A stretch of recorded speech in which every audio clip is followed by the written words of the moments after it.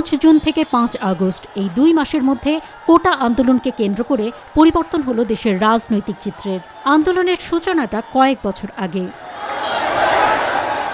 শিক্ষার্থী ও চাকুরি প্রত্যাশীদের তুমুল আন্দোলনের মুখে 2018 সালের 4 অক্টোবর 46 বছর ধরে চলা কোটা ব্যবস্থা বাতিল করে সরকার।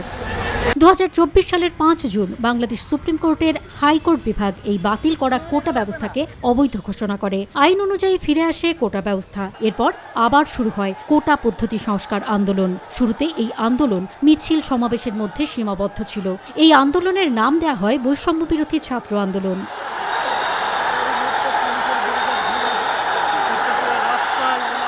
10 জুলাই থেকে কোটা সংস্কারের দাবিতে বাংলা ব্লকেট কর্মসূচি পালন করে শিক্ষার্থীরা। ঢাকা সহ দেশের বড় বড় সব জেলার সংযোগ পথ বন্ধ করে দেয় তারা। 14 জুলাই সাবেক প্রধানমন্ত্রী শেখ হাসিনা কোটা আন্দোলনকারীদের বিষয়ে এক বক্তব্য দেন।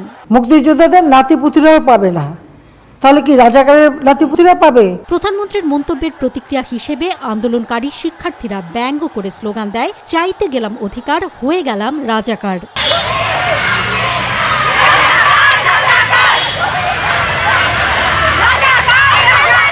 15 জুলাই আওয়ামী লীগ ও সরকারের বিভিন্ন কর্মকর্তা মন্ত্রী আন্দোলনকারী শিক্ষার্থীদের বিরুদ্ধে মুক্তিযুদ্ধের চেতনা নষ্ট করার অভিযোগ আনেন। একই দিনে দেশের বিভিন্ন স্থানে ক্ষমতাসীন আওয়ামী লীগের ছাত্র সংগঠন ছাত্রলীগের নেতৃত্বে শিক্ষার্থী ও আন্দোলনকারীদের উপর রড, লাঠি, রামদা, আগ্নেয়াস্ত্র সহ বিভিন্ন অস্ত্র নিয়ে হামলা করা হয়। একই সাথে পুলিশ লাঠি, রাবার বুলেট দিয়ে হামলা করে। প্রতিবাদে আন্দোলনকারীরাও তাদের দিকে ইটের টুকরো ছুড়ে ও উভয় পক্ষের মধ্যে সংঘর্ষ বাধে।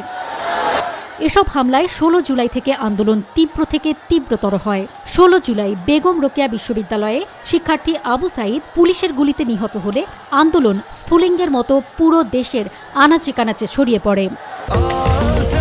স্বাস্থ্যকর অল টাইম হানিকম, সব সময় অল টাইম হেলদি লাইফ।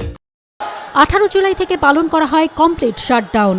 সারা দেশে চলে ধাওয়া পাল্টা ধাওয়া, সংঘর্ষ, সংঘাত। 19 জুলাই পর্যন্ত ছাত্রলীগ ও আওয়ামী লীগের অন্যান্য সংগঠন, বিজিবি, র্যাব, পুলিশ দিয়ে আন্দোলনকে বাধা দেওয়া হয়। ইন্টারনেট বন্ধ করে দেয় সরকার। আন্দোলন থামাতে ব্যর্থ হয়ে সরকার দেশ জুড়ে কারফিউ জারি করে, মাঠে নামায় সেনাবাহিনী। এই সব ঘটনায় কয়েক হাজার শিক্ষার্থী ও আন্দোলনকারী আহত হওয়ার পাশাপাশি অন্তত 266 জন মানুষ নিহত হন। এদের মধ্যে শিক্ষার্থী, শিশু ও সাধারণ মানুষও ছিল। পুলিশ অন্তত 500 মামলা করে 11,000-এর বেশি মানুষকে গ্রেপ্তার করে।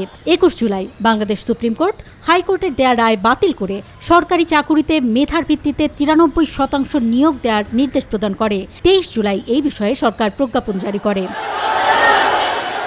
কিন্তু কোটা আন্দোলনকারীরা আন্দোলনের মাঠ ছাড়েন না। সকল হত্যার বিচার চান তারা। শেখ হাসিনাকে ক্ষমা প্রার্থনা করা সহ 4 জন মন্ত্রী প্রতিমন্ত্রীর পদত্যাগের দাবি জানান শিক্ষার্থীরা। এরপর ডিএমপির অতিরিক্ত পুলিশ কমিশনার মোহাম্মদ হারুনুর রশিদ 6 কোটা সমন্বয়ককে তাদের হেফাজতে নিয়ে যান। তাদেরকে খাবার খাইয়ে সেই ছবি ইন্টারনেটে ছাড়েন। ডিবি কার্যালয় থেকেই সমন্বয়কদের দিয়ে বলানো হয় আন্দোলনের মাঠ ছাড়ছেন তারা। এই ভিডিও প্রকাশ করা হয়। এরপর সমন্বয়কদের ছেড়ে দেওয়ার দাবিতে শিক্ষক, শিক্ষার্থী জনতা আবারও আন্দোলনে ফুঁসে ওঠে। আন্দোলনের মুখে সমন্বয়কদের ছেড়ে দেওয়া হয়। সমন্বয়করা ডিবি থেকে বের হয়েই জানান দেয় যে আন্দোলন চলবে।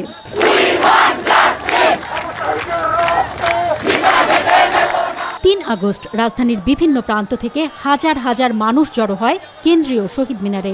সর্বস্তরের নাগরিক, ছাত্র সমাজ ও সব পেশাজীবী মানুষের সঙ্গে মিলে একটি সম্মিলিত মোর্চা ঘোষণা করার কথা জানায় বৈষম্য বিরোধী ছাত্র আন্দোলন।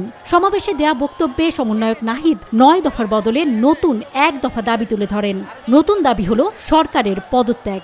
এই দাবিতে বৈষম্য বিরোধী ছাত্র আন্দোলন রোববার থেকে সর্বাত্মক অসহযোগ আন্দোলন কর্মসূচি পালন করার কথা জানায়। সকল রাজবন্দীদের মুক্তি নিশ্চিত করতে হবে। আমরা প্রয়োজনে জেল মুক্ত করে আমার ভাইদেরকে নিয়ে আসব। জনগণকে সর্বাত্মক অসহযোগ আন্দোলনে নামার আহ্বান জানাচ্ছি। রবিবার আবারও দেশের বিভিন্ন জায়গায় তুমুল সংঘর্ষ হয়, মারা যান পুলিশ সহ আরও শতাধিক মানুষ। এরপর সরকার রবিবার সন্ধ্যা 6টা থেকে কারফিউ জারি করে। আন্দোলনকারীরা রোড টু ঢাকার ঘোষণা দেয়। সোমবার সকাল থেকে রাজধানীর বিভিন্ন প্রান্ত থেকে সাধারণ মানুষ রোড টু ঢাকায় যোগ দেয়।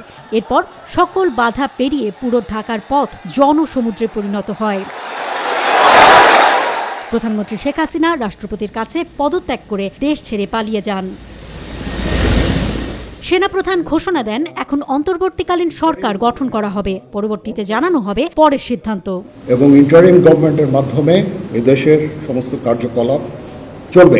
এই ঘোষণায় সারা দেশের বিভিন্ন প্রান্তের মানুষ বিজয় আনন্দে মেতে ওঠে।